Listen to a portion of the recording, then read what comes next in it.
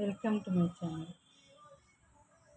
ఇవాళ రేపు ఎట్లున్నారంటే పిల్లలు, అబ్బాయిలైనా అమ్మాయిలైనా, అమ్మాయిల గురించి అంత లేదులే, అమ్మాయిలు అట్లా చేయరు. అబ్బాయిలు, నా ఎక్స్పీరియన్స్ కూడా ఉంది దీంట్లో. అబ్బాయిలు తల్లిని కానీ తండ్రిని కానీ డబ్బులు అడుగుతారు. సర్టన్ ఏజ్ వచ్చిన తర్వాత 18, 19, 20 బిలో ఏజ్ వచ్చిన తర్వాత డబ్బులు అడగడం మొదలుపెట్టారు. ఇవ్వలేదనుకో చూస్తారు. అంటే అమ్మ పని చేస్తుంది, నాన్న పని చేస్తున్నాడు, డ్యూటీ చేస్తున్నారు, మాకు ఇవ్వకుండా డబ్బు ఎత్తి పెట్టి ఏం చేస్తారు అని బ్లాక్మెయిల్ చేయడం మొదలుపెడతారు. ఏమని, ఏం చేస్తావు ఆ డబ్బులు, సంపాదించిన డబ్బులు మాకోసమే కదా, మేము అడిగినప్పుడు ఇవ్వాలి కదా, అంటే మేము చచ్చిపోయినాక ఏం చేద్దామని ఆ డబ్బులు నువ్వు ఎంజాయ్ చేస్తావా? అట్లా మొదలుపెట్టి ఇరిటేషన్ పుట్టించి, ఆ డబ్బు మీదనే ఇరిటేషన్ పుట్టేటట్టు మాట్లాడి ఒత్తిడి తెచ్చి కలెక్షన్ చేసుకుంటారు. ఎట్లయినా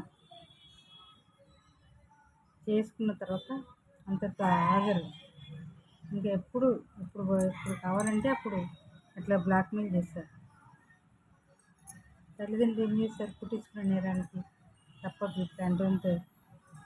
ఇట్లాంటి పిల్లడు పుట్టిందని బాధపడతారు. కొడితే వినేం పిల్లలు కాదు, మళ్ళా రివర్స్లో మాట్లాడడం తల్లిదండ్రులు.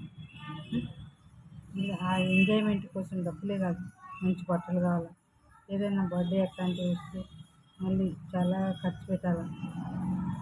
డబ్బు ఉన్న వాళ్ళు అయితే ఖర్చు పెట్టారు, డబ్బు లేని వాళ్ళు ఏం చేస్తారు, చేయలేదు, ఏం చేయలేదు.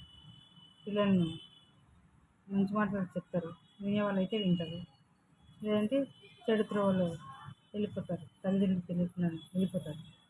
అట్లా తయారైంది మన సొసైటీలో పిల్లలు.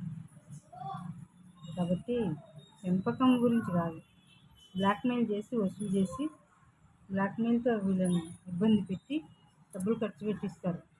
అట్లాంటి పిల్లలు ఉన్నారు సొసైటీలో.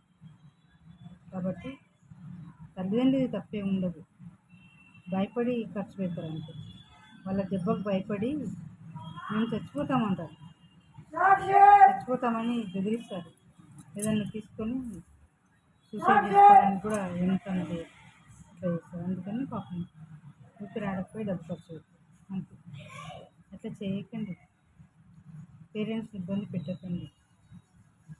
మీరు ఒక అవగాహనతో బతుకుతే పిల్లలు తల్లిదండ్రులు బాగుంటారు. అట్లా పిల్లల్ని అవగాహన లేకుండా అట్లా ఇబ్బంది పెట్టి తల్లిదండ్రులు చేస్తే ఏమొస్తుంది, లాస్ట్కు అధోగతి అయ్యేది మీరే, పిల్లలే అధోగతి అయ్యేది, తల్లిదండ్రులు ఏం కాదు. వాళ్ళ అనుభవంతో వాళ్ళు మళ్ళీ సంపాదించుకుంటారు, మళ్ళీ బాగానే ఉంటారు, మీరే చెడిపోతారు, ఫ్యూచర్ అంతా పాడైపోతుంది. అట్లా చేసుకోకుండా పిల్లలారా మంచిగా ఉండండి.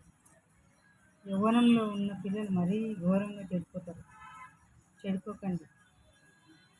సొసైటీని చూసి మంచి ఏదో చెడేదో చూసి మంచిని తీసుకోండి, చెడుని వదిలేయండి అంతే. ఇప్పుడు మనం ఆక్సిజన్ ఎక్కడ తీసుకుంటాం, చెట్ల నుంచి పొద్దున కానీ ఎప్పుడైనా కూడా మంచి ఆక్సిజన్ తీసుకొని కార్బన్ డైఆక్సైడ్ వదులుతాం. అట్లనే సొసైటీలో ఉన్నటువంటి ఎక్స్పీరియన్స్ మంచి మాటలు వినండి, ఆలకించండి. ఆ మంచి ఏదైతే ఉందో దాన్ని అమలు చేయండి, చెడుని తీసేయండి, రానియదు దగ్గర. ఓకేనా? Thank you. ఛానల్ సబ్స్క్రైబ్ చేయండి, లైక్ చేయండి. Thank you. బాయ్.